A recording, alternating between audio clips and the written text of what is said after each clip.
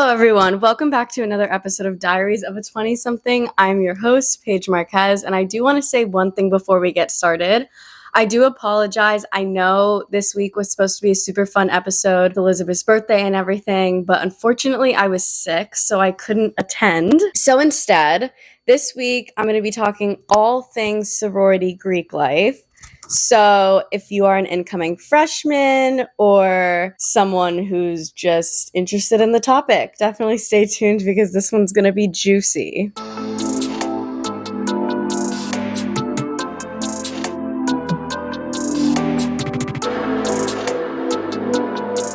Set the stage. It is summer before college. I'm so excited to go and just explore and make all new friends, have a fresh start somewhere else. Before I went to school, I didn't really know people that were going to UF. I knew of people, but I wasn't friends with anybody. So I was really excited about that from that kind of aspect. I really wanted a fresh start and just like a new place with new people and just like new opportunities. Like I've said many times, I'm a very social person. My mom was in a sorority back in college. She went to Penn State and she loved it so much. She's still friends with people that were in it. And I just really wanted that. I really wanted to have a similar experience and be able to connect with that many people and just have a lot of fun in college. Like my mom loved college. I mean, even to this day, she always tells me it was like the greatest time of her life. And I don't know, I really wanted that kind of experience. So for me personally, I wanted to be in a sorority because, you know, my mom was in one. I wanted a bunch of friends. And I really wanted that typical football school experience, which does include sororities. A lot of Southern schools and just big football schools in general are pretty big on Greek life. And I really, really, really wanted that. Specifically, I really wanted to be in a top tier sorority. I know that doesn't really matter, but at the time it did, to me at least. I was so used to being picked on as a kid all the time. I was just like, I really just want to be in the best of the best. Plus, like, as a general rule, top tier sororities get put with top tier frats, and top tier frats normally have cuter boys and better parties and just like more fun in general. But regardless, sororities are advertised as something with lifelong friends, like a sisterhood, fun experiences, philanthropy, and all this stuff. And for me personally, I did not have that kind of experience with it. And maybe it's because I went into it within the wrong reasons, but I really tried my hardest to make friends and be involved and really integrate myself into that community. And I just did not have a good experience with it at all. So my freshman year, it was COVID. It was 2020 August. So my recruitment process was over Zoom, which I actually didn't mind because if you've been to Gainesville, you know Gainesville in August is so hot. Down here in South Florida, it's a little bit different because we're right by the ocean, so we at least get breeze. But like when you're in the middle of the state, it just all traps there and the humidity is insane. I really wasn't excited about the idea to walk around in heels all day and have my makeup like getting all sweaty and gross. I actually did recruitment from my bathroom in my dorm room. I lived in an off-campus dorm, so it was nicer than the dorms on campus, but like it was still like the dorm experience. And I did like living there, but I did not like my roommate at all. So she was in the room, I was in the bathroom. I had like my ring light set up, or not my ring light, my makeup mirror with like the lights set up. I just like had a whole setup. Like you couldn't even tell I was in the bathroom. It was actually kind of fire. But the recruitment process was hard. I want to say I woke up every day at 7 to get ready, and then we would know what houses we made back. I want to say by around 9. This might be wrong. I mean, this was like 4 years ago, so I may be forgetting specific details, but basically you're talking to people for hours a day, having like the same conversations over and over again, but you're also meeting so many people, and it was just really exciting to me. From the start, from like I'd say like the second round, I already had my favorites. They were, can I name them? Let's do a quick Google search. Okay, I don't know, but I'm just gonna name them anyway. So my favorites were Theta, Tridel, and DG. So I was really, really hooked on these three. Like, I didn't even care about the rest. I was like, I just want to be in these three. Like, I was just bonding really well with the girls, and I really could like see myself like in these houses and making friends. And I just felt like they overall fit the kind of vibe that I was going for. Recruitment goes on. Day 3 of recruitment, Theta actually dropped me. And I remember I was so sad. Recruitment is like a mutual selection process. So after every day, you rank your top ones and the houses rank their top people. And it kind of, they match it up as best as they can. But like sometimes you get dropped, sometimes you don't. So anyway, I ended up with Delta Gamma at the end of recruitment, and I was super excited about it. Bid day was like the same day that we learned what sororities we were in, and like they gave us, like the theme of bid day, so and like the color palette, so we had to find whatever was in our closets to match up with that aesthetic, and it was super fun. I'm gonna like put a bunch of pictures up here. I remember they call them bid day buddies. It's like your first potential big is your bid day buddy. So mine was this girl named Lorca, who actually ended up dropping as well, I'm pretty sure. And I had so much fun. We went to like this little apartment party with like Lorca and her big and her G big thing and like other friends. I don't know. I was having the time of my life. Bid day was one of the best days of my entire college experience. I just felt so loved. I felt so wanted. I felt so like cared for. I don't know. It was just a very good feeling to like be a part of it then. And like the first semester in general, when you're in a sorority, is really fun.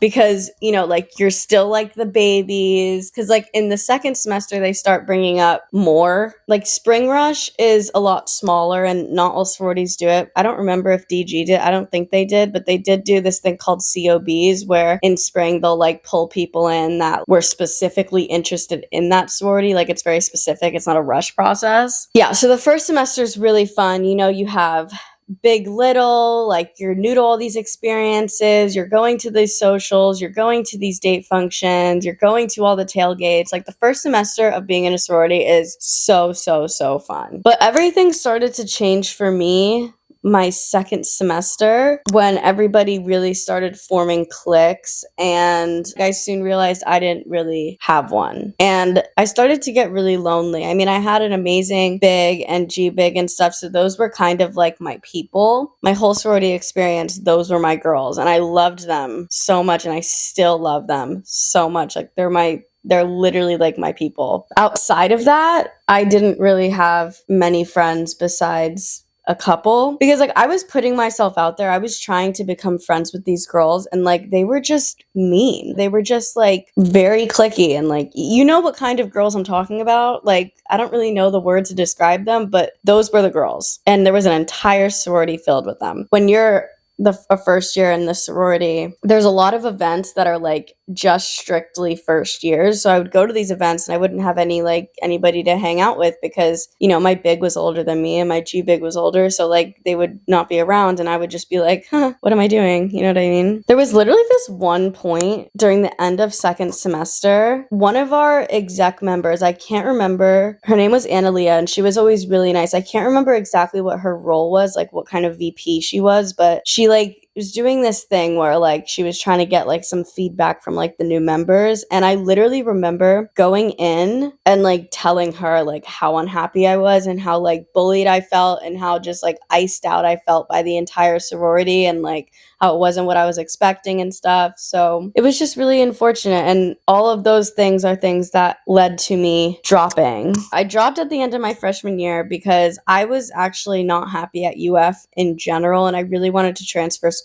So I was like, you know what, like I'm gonna try to transfer to FSU or like Penn State or something, and then just like not be in a sorority, because I knew that they weren't like huge over there, but they were at UF. I had so much fun when I dropped, because when you're in a sorority, there's rules. There's like a dress code, there's like rules on what you can and can't do, and there's just like a lot of expectations that feel very controlling and like limiting. But obviously I didn't end up transferring, and I ended up rejoining because during my freshman year when it was COVID, you didn't really need anything to get into tailgates. Like anybody could go as long as you were a girl. But after COVID, you started having to like need these bands, like these little wristbands you would get from your sorority to allow you to go to the tailgates. And like same thing with like certain parties and stuff. You didn't need to be in a sorority, but it makes your life a lot easier to go if you are. So I ended up rejoining for that reason, because I was like, you know what, if I'm gonna be like stuck at this school, I may as well try and enjoy my time as much as I can. So I rejoined sophomore year, and sophomore year is when it went from I don't like this to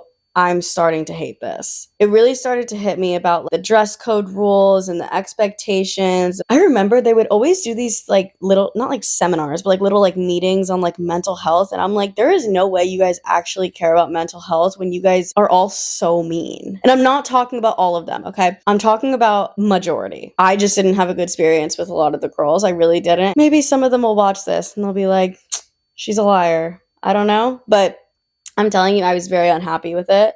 And when I would confide to my other friends who were in other sororities, and even some girls within my sorority, I'm not going to mention who, they would totally understand what I was saying. There was also a thing with points, which also wasn't big my freshman year because COVID, it was like hard to get points. The requirements are super low, so it was super easy. Points are a thing where you need to acquire a certain amount within a semester, or you end up in like negative the next semester, and then it like, you know, you just keep getting negative until you catch up. This is basically what it is. So you're paying monthly for this sorority, or semesterly or yearly, like however you choose to do the payment plan. So these dues, you know, go to social events, membership, everything, food, everything. However, you still needed points to go to some social events and like date functions and stuff like that. That never made sense to me. If I'm paying for these events to go on, why do I need to go around Gainesville chasing down all these little point opportunities to prove that I'm like worthy of going when I'm already paying for it? It was like one of those things that really was my biggest pet peeve. Besides date functions I was invited to, I maybe went to 3 because of the lack of points. It was just so stupid to me. And I remember there was a girl I knew, I'm not going to say her name, who was the person that did the points, that like distributed them out to everybody. So she would always like give her friends all the points they need. So like it was just easy, you know? But then like when she wasn't in the position anymore, you know, I lost that. And sophomore year is like when I really started to dislike it. But then again, like I knew I needed it. I just kind of felt stuck. Junior year is when I really started to hate it, because I kept on trying to get involved and on these leadership positions and stuff like that. And nobody would ever let me do it. I mean, it was basically a popularity contest. So if you didn't have that many friends, like, you're not getting a position. Like that is literally just how it works. It has nothing to do with how qualified you are or how passionate you are about the topic. I mean, it's literally politics. It's bullshit. I was like, why am I doing this? Like, why am I in this? I'm not getting leadership positions. I felt like I was being iced out all the time. I was miserable. And I really felt bad for my parents paying for this, for me to literally like hate it so much. There were some events that were mandatory, and if you didn't go, you got charged.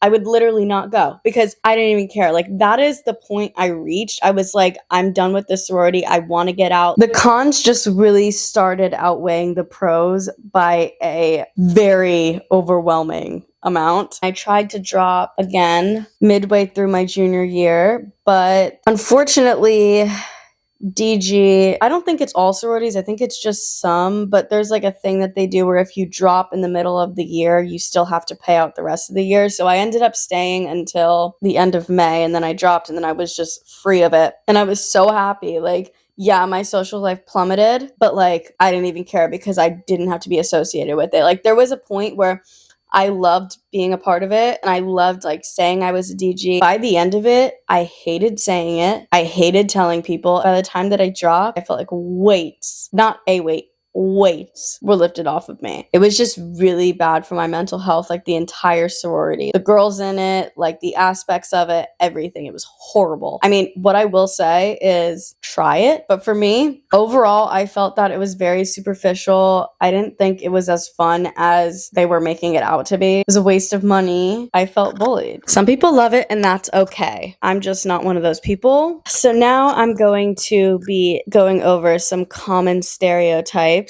I Googled them, and I'm going to be agreeing with them or disagreeing with them. Okay, the first one is that paying for friends.